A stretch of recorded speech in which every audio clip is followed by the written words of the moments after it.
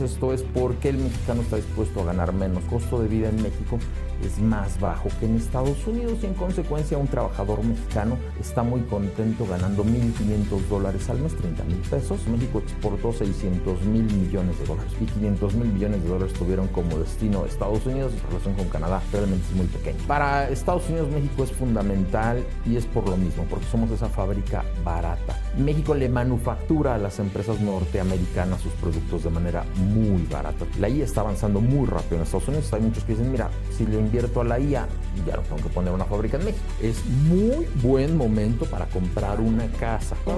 Hoy continuamos el mundo inmobiliario. En esta ocasión me da muchísimo gusto saludar a Carlos López Jones, director de Tendencias.com. Mi querido Charlie, qué gusto saludarte. Gracias, Luis, como siempre a tus órdenes para platicar de economía y finanzas. Oye, pues qué interesante, porque además tú lo revelas pues como si tuvieras una bolita mágica, revelas más o menos el futuro. Y sobre eso te quiero preguntar, ya estamos entrados en 2026, primer trimestre, se avecina el Tratado de Libre Comercio, la renovación, ¿se va a renovar? Pues se está revisando. En 2020, cuando se crea, se acuerda que cada 6 años se va a revisar. Hay ciertos mecanismos que han funcionado muy bien, sobre todo los de trabajo, que les preocupaban mucho a los norteamericanos. Esto es porque el mexicano está dispuesto a ganar menos que un trabajador norteamericano. Ellos pensaban que era un tema de coacción. Han estado en nuestras empresas de manufactura, se han dado cuenta que no, que lo que pasa realmente es que el costo de vida en México es más bajo que en Estados Unidos y en consecuencia un trabajador mexicano está muy contento ganando $1,500 al mes, 30,000 pesos. Mientras que un norteamericano dice, no con 5,000 no me alcanzan. Entonces, exacto. Entonces dice, pues ¿qué estaba pasando en México? Básicamente es que el costo de la vida en México es más barato. Y eso es porque muchos americanos se vienen a vivir a México. Así es, tenemos una gran cantidad de comunidades ya en México, en Chapala, en Los Cabos, en Puerto Vallarta. Y en toda la franja fronteriza. Así es, que disfrutan, pues porque lo que pasa es que la pensión en Estados Unidos es relativamente baja para los estándares norteamericanos, pero con esa cantidad en México, bueno, pues se vive bien. Entonces, el Tratado de Libre Comercio se va a renovar, o sea, se está nada más negociando que se sigan subiendo los sueldos en México, ya pasó, ya se aumentó el sueldo mínimo.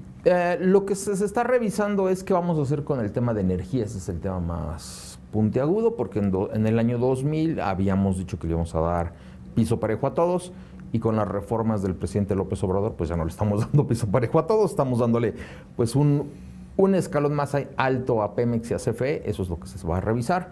El otro tema es Canadá, ver si entra o no entra en este tratado trilateral, o a lo mejor se sale y entonces lo que tendremos son 2 tratados. Uno bilateral con México y otro con Canadá. Exactamente, pero recordarle a las personas que en el año pasado más o menos México exportó 600,000 millones de dólares, una cantidad impresionante de dinero, y 500,000 millones de dólares tuvieron como destino Estados Unidos y solamente 20,000, 30,000 a Canadá. Entonces nuestra relación con Canadá realmente es muy pequeña.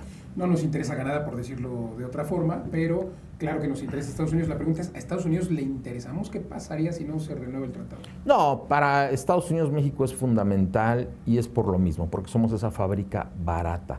Y al lado de la frontera. Exactamente. Mientras que Francia le vende vinos, mientras que Canadá le vende leche, miel y madera y demás, México le manufactura a las empresas norteamericanas sus productos de manera muy barata. Te pongo un ejemplo. La mano de obra en México anda entre $3 y $5 la hora. Una camisa de 4 o 5 horas, bueno, son $20 de mano de obra. En Estados Unidos está en $35. La hora. La hora. Ya Entonces, no vale entonces, no es negocio. Exactamente. Entonces 4 horas son $120 contra $20.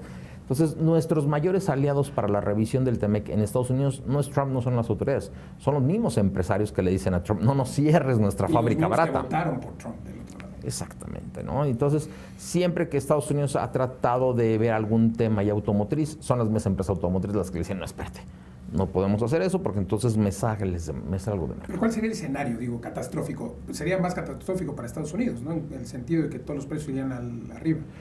Si no hubiese esta revisión del tratado, si Estados Unidos decidiera salirse del tratado, México entraría junto con el resto de los países a esta lucha de aranceles. Y otra vez, yo creo que hay que recordar que en noviembre de este año tenemos elecciones en Estados Unidos. Y Donald Trump les quiere ganar. Y necesita dinero de los empresarios. Entonces los empresarios se acercan con Trump y le dicen, ¿quieres mi apoyo? Necesitamos esto. Punto, ¿no? Conclusiones, el tratado o se renueva o se hace uno nuevo, pero sigue. Pero sigue, aun cuando fuese un tema bilateral, y seguiremos siendo el país más atractivo para inversiones, para aquellos que quieren entrar al mercado norteamericano.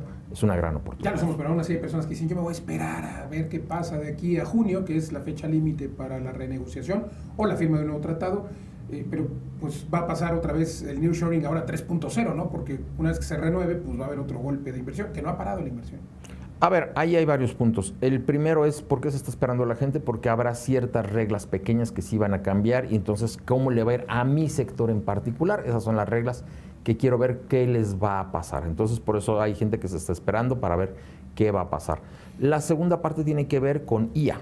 La IA está avanzando muy rápido en Estados Unidos, está automatizando muchas empresas. Entonces hay muchos que dicen, mira, si le invierto a la IA, ya no tengo que poner una fábrica en México. Ya no necesito la mano de obra. Exacto. ¿No? Entonces de ese tamaño. De ese tamaño, y esa es la gran conversación que nos hace falta en México. ¿Qué vamos a hacer nosotros con la IA? ¿Cómo le vamos a sacar nosotros fruto? Porque viene, no la vamos a parar. Y ya está reemplazando empleados. Claro, por supuesto.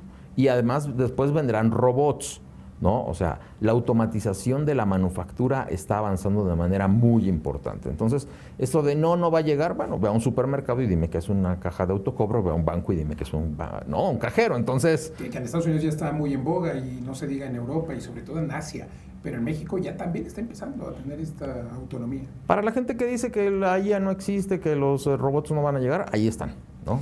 Ahí están, y funcionando, por cierto, en mi empresa y tú en la tuya ya tenemos por lo menos los agentes que están funcionando y mejor que pues un humano, porque al final, aunque tiene algunos errores todavía, pero al final está dispuesto, por ejemplo, 24 horas, ¿no?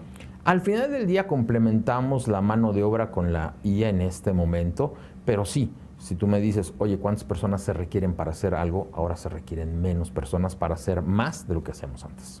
Correcto. Carlos, cuéntame un poco cómo impacta esta reorganización del tablero geopolítico por el fenómeno de Donald Trump.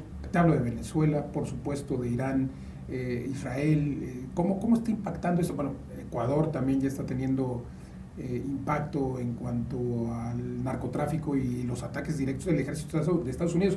México, que aunque no hay una colaboración oficial de las autoridades norteamericanas, pero sí hay una presión, ¿no?, para que se agarren a los capos y tal. ¿Cómo impacta esto a México?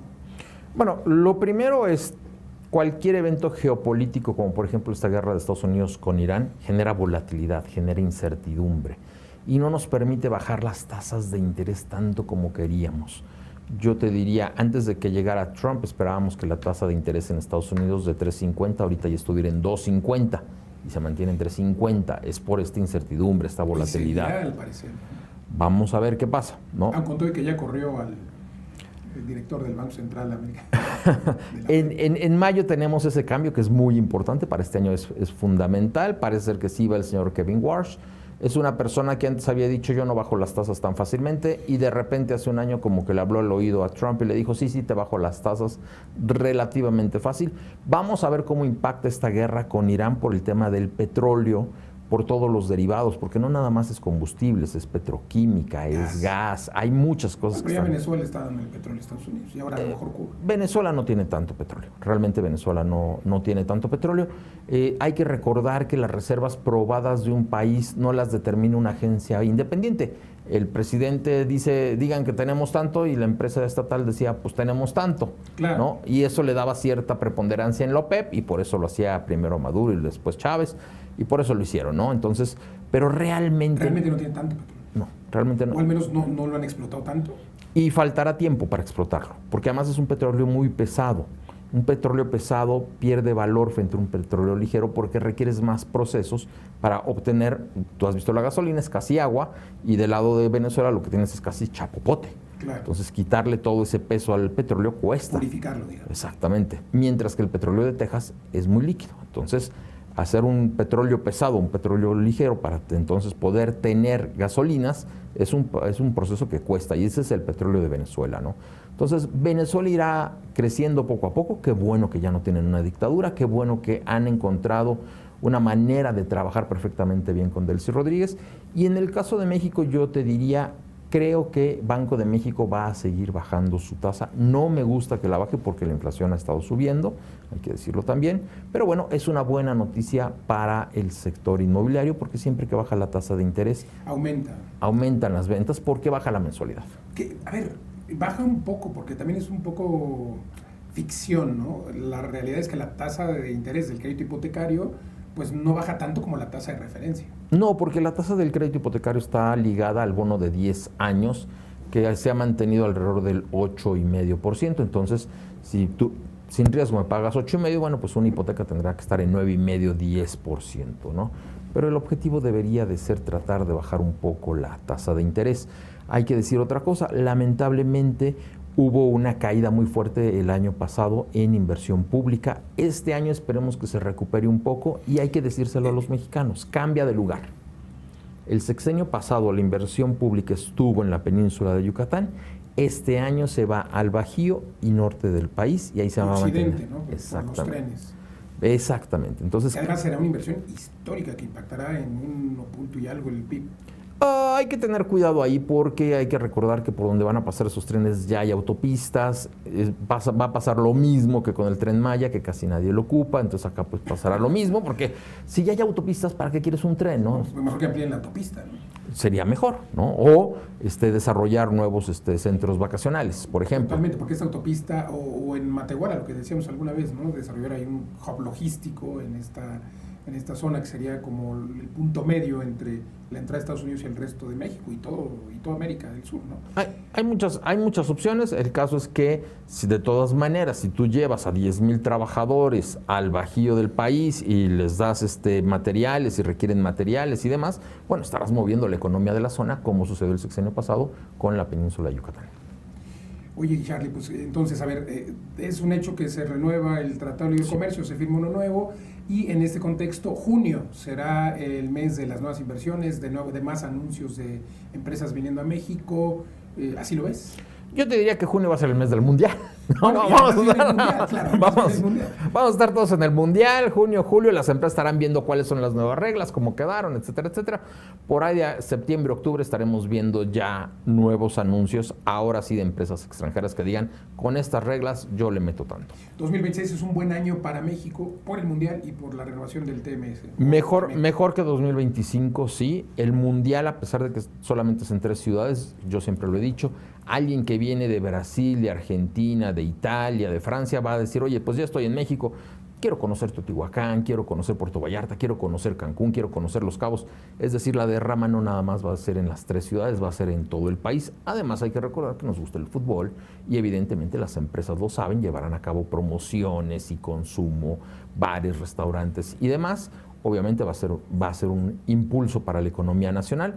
Hay que decirlo, México no se ha endeudado para recibir este Mundial de Fútbol como sí lo hizo Brasil, como sí lo hizo Qatar en su momento. Como lo hizo México en el 78, en el 86. Exactamente, no nos hemos endeudado, ¿no? O sea, en la Ciudad de México, bueno, pues teníamos que haber gastado un poco más, pero no lo hicimos. Pero, por ejemplo, Guadalajara y Monterrey hicieron 2 líneas del metro que se quedan después del Mundial y que son maravillosas para las personas que allá viven. Por lo menos están pavimentando algunas calles.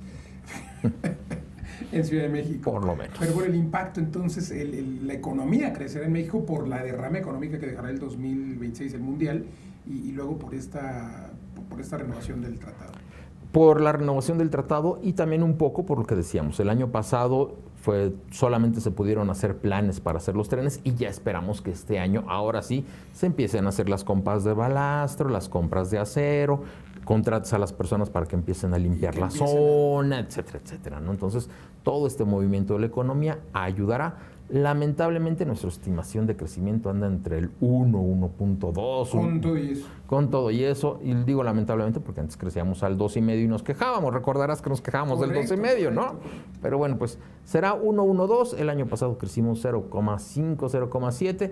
Ahí, lamentablemente, el año pasado fue más un tema contable de que nuestra balanza comercial mejoró un poco que realmente un crecimiento. Pero también Trump y sus discursos y aranceles y tal, yo creo que incidieron, ¿no? En todo esto. Sin lugar a dudas, y evidentemente seguirán incidiendo, ¿no? Este es un año electoral en Estados Unidos, en noviembre, también hay que decirlo. Regresará Trump con sus dichos y sus... En Estados Unidos cada 2 años se renueva una parte de su Congreso y este año se va a renovar una parte muy importante.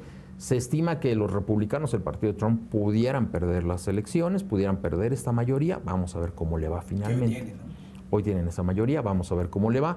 Pero de todas maneras, el presidente en Estados Unidos, aun cuando perdiera esta mayoría, en 2027 y 2028 seguirá siendo presidente Donald Trump y seguirá teniendo mucho poder. Y ya dijo que quiere el tercer mandato. Oye, cuéntame un poco cómo impacta todo esto que está pasando en el mundo. Más gente viniendo a México. Hablábamos de la diferencia de sueldos en Estados Unidos y México. Mucho más americanos. Somos el país que más americanos viven en México. Y luego le llamamos gentrificación y decimos que vienen a vivir aquí y a gentrificar. Pero ¿esto cómo impacta al mundo inmobiliario? Porque además se están construyendo menos viviendas, hay más demanda, más gente viniendo a vivir, y con el Mundial muchos se van a quedar, olvídate de los americanos, de todo el mundo. México va a estar de moda otra vez, que de por sí ya está de moda. ¿Cómo va a afectar esto al sector inmobiliario, a los que no han formado patrimonio, a los que no han comprado casa? Bueno, vamos por partes. México es potencia turística mundial. México sí es referente, cosa curiosa. El resto del mundo considera que Cancún es la capital de México, no la Ciudad de México, ¿no? Me encanta que la gente me dice cuando viajo, oye, sí, yo conozco Cancún, pero eso no es México. No, pero bueno, ¿qué significa esto? Significa que los desarrollos de playa, los desarrollos tradicionales tendrán una gran demanda. Ya lo estamos viendo en esas fechas con los precios que están siendo exorbitantes. Va a ser un tema ahí social importante porque no todos los mexicanos pueden pagar un boleto para entrar a un partido de fútbol, lo cual es lamentable, ¿no? Pero bueno, del otro lado habrá una gran cantidad. Pero compraremos pantallas en la casa, Charlie. Sí, lamentablemente, no, lamentablemente. Pero habrá muchos turistas que lleguen a México y querrán quedarse con un pedacito del Caribe mexicano, con un pedacito de nuestras tierras. ¿Qué va a pasar con el sector inmobiliario? Un crecimiento tan pequeño no nos permite tener un gran crecimiento. Lo que yo veo en este año es que tendremos a muchísimas personas que hoy tienen un departamento en renta, que lo van a pasar a Airbnb durante este año y que considerarán que tendrán un gran negocio, pero el próximo año se darán cuenta que no fue tan gran negocio, entonces tendremos un alza en la oferta y después una caída en la oferta el próximo año, ¿no? Porque se darán cuenta que, pues sí, a lo mejor durante el Mundial, evidentemente, pues todos los días tendrás demanda por tu espacio, pero después del Mundial, que se quedará un poco de derrama 2-3 meses después, o sea, el Mundial será junio, julio, agosto, septiembre, la gente dirá, pues no fui a México, pero me puedo ir en septiembre, voy a visitarlo, qué bonito está México, octubre, noviembre irá bajando, diciembre subirá, y después el próximo año todo se normalizará, ¿no? Ya estaremos pensando en dónde va a ser el siguiente Mundial, ¿no? Así son. Marruecos, España. Pero bueno, entonces, el 2026 será difícil comprar casa. Difícil comprar casa, hay que decirle a las personas, los créditos hipotecarios están abiertos. Para quienes pertenecen al sector inmobiliario, esperamos un año un poquito mejor que el año pasado. Si tú tienes rentas o ventas, yo te diría vas a rentar más que operaciones de compra-venta, lo normal en estos casos. Creo que vamos a ver un estancamiento en precios porque en muchos lugares habíamos visto alzas impresionantes de cositas muy pequeñas que te las rentaban ya demasiado caras. Un estancamiento de los precios de rentas. Sí, creo que esa Roma se podría estabilizar, no creo. No creo por el tema del Mundial otra vez. Habrá mucha gente que diga, pues yo me voy a México y quiero estar todo el mes en México y rentamos un mes o 2 meses, etcétera, etcétera, ¿no? Pero yo creo que... otras zonas. Sí. Y también creo, otra vez, decirle a las personas cómo es el mercado en México.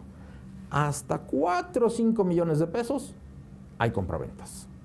Después de 5 o 6 millones de pesos... Complicadísimo. Muy complicado. Y la razón son los créditos hipotecarios. Vamos a poner un ejemplo. 4 millones, doy 1 millón de enganche, me quedan 3 millones. Al 10%, pues tengo una mensualidad de 30,000 y tengo que demostrarle al banco 3 veces 90,000 pesos. 90,000 de ingresos. Entonces, sí, ¿Quién tiene 90,000 de ingresos? ¿Quién tiene 90,000 de ingresos? Y si gano 90,000 pesos, no quiero vivir en una casa de 4 millones. Correcto. ¿No? Quiero vivir... En una de 7, 8. Claro. ¿No? En la que vale 7, 8. Y pago esos mismos 30. Exactamente. Correcto. ¿No? O sea, termina siendo ese tema, ¿no? Entonces, hacia allá vamos otra vez. Entonces, recomendarle a la gente, si no ha entrado al mercado, concéntrese en el nicho de 2 a 4 millones. Ahí es donde se irán habiendo la mayor parte de las ventas en México. Interés social fuera de la Ciudad de México. Porque el precio del... Fuera de la Ciudad de México y fuera de las ciudades. En muchas ciudades ya grandes también estamos viendo lamentablemente esa situación, y el tema no es que los desarrolladores no quieran hacer casas baratas, es que no pueden hacer casas baratas porque el precio del terreno... Del terreno y de la construcción y de todo. No lo permite, ¿no? O sea, no es una cosa del desarrollador, porque mucha gente dice es que los desarrolladores quieren ganar mucho dinero. Correcto, los carteles inmobiliarios. Pero bueno, pues ahí está el el gobierno haciendo las casas del bienestar, que están igual fuera, lejos, chicas y mal. Bueno, luego hablamos de esos temas. Carlos, decía Agustín Carstens, el ex gobernador del Banco de México, acaba de participar en un evento importante, un foro económico mundial, y decía que la banca en México es como un avión, pero de hace 40 años. O sea, ¿cómo es posible que la banca siga dando créditos para formar patrimonio para la primera propiedad, mientras en otros países se dan préstamos por flujo, o peor aún, ¿no? Los negocios solamente te prestan si tu negocio tiene ingresos y tiene utilidad? Pues un negocio que tiene ingresos y utilidad no necesita un crédito. Es absurdo. ¿Cuándo habrá cambios a esto? Bueno, lo que pasa es que el modelo de la banca en México es un modelo muy tradicional y se concentra únicamente en las empresas medianas y grandes. Medianas y grandes que regularmente no necesitan crédito. Pero yo me pregunto, si tenemos un BBVA, un Santander que opera en 50 países con esquemas diferentes, ¿por qué no promueven algo diferente? Porque recuperar una casa en México cuando te dejan de pagar una hipoteca es largo y tedioso, ¿no? También tenemos este tema de los fraudes de los créditos, de los remates hipotecarios. Si no le sabe, no se meta. Sí, cuidado. Eso es para especialistas, ¿no? Para los que sí le saben. Porque si no, se está metiendo, usted está comprando una litis, un litigio, un problema. No, y si el banco lo está vendiendo, ¿por qué lo estará vendiendo, no? Porque es un problema. Y ese es el problema. Exacto. Que en Estados Unidos recuperan las propiedades en 45, 60 días, ya el sheriff ya sacó a las personas, ya las está otra vez rematando. O sea, en España un año promedio. No, o sea, eso es lo que tenemos que trabajar. ¿Cómo le hacemos para reducir en México ese tema? Por cierto, si usted va a rentar, por favor, considere una póliza jurídica. Correcto. ¿No? Porque ese es otro gran tema, ¿no? Estamos poniendo parte de nuestro patrimonio, se lo estamos dando a un desconocido que llegó por un amante, un anuncio, y vete a saber quién es esa persona, ¿no? Correcto. Entonces hay que tener cuidado y hay que siempre asesorarnos de especialistas que nos apoyen, porque no podemos ser todólogos, ¿no? Entonces, el tema de la banca en México, lo que Carstens les estaba diciendo es: tienen que bajar más, no nada más es prestarle al rico y al mediano, y cuando bajas más, ahí la autoridad también tiene que trabajar. Por darte un ejemplo, en Nueva York la tasa de interés más alta anual es 25%. En México vemos tasas de tarjeta de crédito del 100, 120%, y entonces cuando tú le prestas 10,000 pesos a la persona y le dices, oye, págame 1,000 pesos durante el resto de tus días, ¿de qué se trata, no? Sí, pero 25% en Nueva York, y aún así Trump dijo ya, oigan, tienen que bajar las tasas. Además. Mientras en México tenemos CAT del 150%. O sea, el CAT es el costo anual total. Que incluye o sea, es la tasa de interés más la comisión anual, más la comisión por apertura. Más... y me pagas 25,000. Sí. Y eso en un año. En un año. Si te atrasas 2, pues... No, o sea, si lo piensas 5 años, terminas pagando 50,000 por esos 10,000. Entonces, sí creo que la Comisión Nacional Bancaria y de Valores y Banco de México tienen que poner un CAT total del 30%, 35% anual. Sería muy bueno. Permitiría que más personas pudieran hacer uso del crédito. Y los bancos realmente pues ya son digitales, no necesitan tener esas sucursales que operativamente son muy costosas y tal. Creo que hacia allá vamos, pero bueno, pues ojalá que se pueda. Y hablando de todas estas paradojas, por llamarlo de algún modo, iniciativas en la Asamblea Legislativa de la Ciudad de México, hablando de pólizas jurídicas, proponen regular estas pólizas y regular los requisitos que se le piden al inquilino para que no sean tantos requisitos, para que no se pidan fiador. O sea, de por sí hay un riesgo jurídico de perder el patrimonio cuando le rentas a alguien y se proponen este tipo de iniciativas. ¿Cuál es tu opinión? Mira, yo creo que debe de ir junto con pegado. O sea, yo estoy de acuerdo en que el inquilino no debe de entregar hasta la factura del refri y demás, ¿no? Porque le estamos pidiendo en este momento una gran cantidad de requisitos. Sí, bueno, pero que el juicio dure 30 días. Exactamente, ¿no? O sea, del otro lado, ¿cuál es la situación? Bueno, pues ¿sabe qué? Va usted a un juzgado de paz, se van a presentar el inquilino y el dueño y entrega su cheque de si le debo o no le debo la renta. Al final del día eso es lo que estamos peleando. Y si no, al día 2 lo he hecho. Bueno, usted no se presentó por lo que haya sido. Bueno, pues mando a la policía para que lo desaloje a usted y ya vámonos, ¿no? O sea... Y todos felices, claro. O sea, tiene que ir junto con pegado. Sí quiero menos requisitos, pero es que, como decimos en México, la burra no era arisca, la hicieron. Correcto. O sea, las personas empezaron a pedir requisitos, que si el fiador, que si el esto, que si el aquello, porque cada vez más personas dejaban de pagar. Entonces, te piden tantos requisitos con el objetivo de que digas, a ver, ¿sí te vas a comprometer? Sí, me voy a comprometer. Ah, perfecto, se va a comprometer y ya le pedí todo esto. Entonces, lo más probable es que sea un buen inquilino. Porque me cayó bien, me vibró bien ahora. Exactamente. Tenga cuidado y mejor contrate una protección jurídica, por cierto, Legal Global Consulting. Carlos, para terminar, te quiero preguntar, cómo te encontramos, dónde te encontramos y también qué le dirías a quien está postergando su decisión de formar patrimonio y comprar un inmueble este 2026. No, yo te diría, a ver, vamos varias cosas muy importantes. Yo estoy Carlos López Jones en casi todas las redes sociales, ahí me pueden encontrar en X, es donde estoy más activo. Si quieren suscribirse al Substack de Carlos López Jones, ahí con todo el gusto del mundo respondo cualquier pregunta a nuestros suscriptores, $3 diarios. Buenísimo. Buenísimo, ¿no? Carlos, me voy a suscribir. Por favor, Luis, gracias.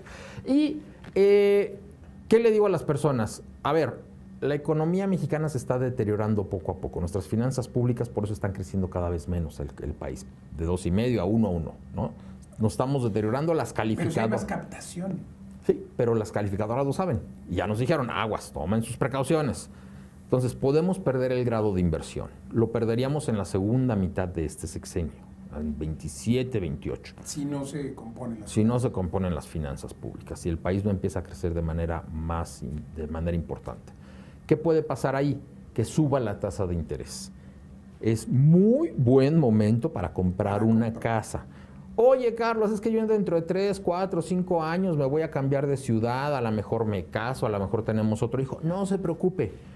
Usted compra hoy una casa, la compra siempre a tasa fija y dentro de 3, 4, 5 años la revende y no se preocupe, se puede revender una casa con crédito hipotecario. Eso muchas personas no lo saben.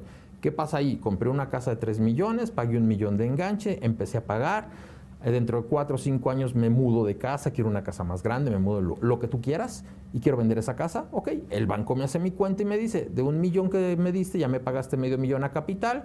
Entonces cuando la vendas en 5 millones, porque ya sube de precio, claro, se te paga a ti y a mí nada más me debes $1,5 millones. Pues me parece un gran ejercicio, una gran ecuación, pero la idea y la recomendación es no postergue la decisión porque esto que tú dices coincido totalmente, pero además va a seguir subiendo el precio de los inmuebles, o sea, eso no va a parar.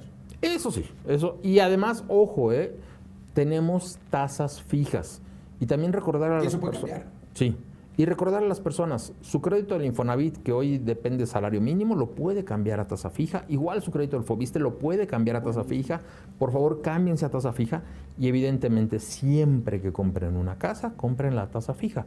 Y la mensualidad que hoy es de 10,000, bueno, pues seguirá siendo de 10,000, pero ya dentro de un año serán es el equivalente a 9,000 y dentro de 2 años será el equivalente a 8,000. Es una maravilla, ¿No? Entonces, yo le voy pensando, oye, quiero pagar antes, doy pagos anticipados, ya no me cobran por pagar anticipado. Oye, ¿puedo dar en lugar de 10,000? Un banco sí, cheque usted con cuál. Tenga cuidado con cuál hace eso, pero las recomendaciones son a tasa fija, que no le cobren por pagos anticipados. Sin penalización por pagos anticipados. Exactamente, sin penalización por pagos anticipados. Y compré hoy. Urgente. Carlos López Jones, muchas gracias. Me suscribo a tu canal, que también por aquí está apareciendo Carlos López Jones. Muchas gracias. Gracias. Carlos. Gracias, Carlos López Jones, director de Tendencias Administrativas, tendencias.com. Gracias por escucharnos aquí en Mundo Inmobiliario, ya 9 años al aire, y también nos puede escuchar, por supuesto, en el canal de YouTube con imágenes. Desde luego, Luis Ramírez, Mundo Inmobiliario. Si ya está en el canal, dele clic a la campana, por favor, para que no se pierda toda esta información. Gracias, yo soy Luis Ramírez. Nos escuchamos la próxima.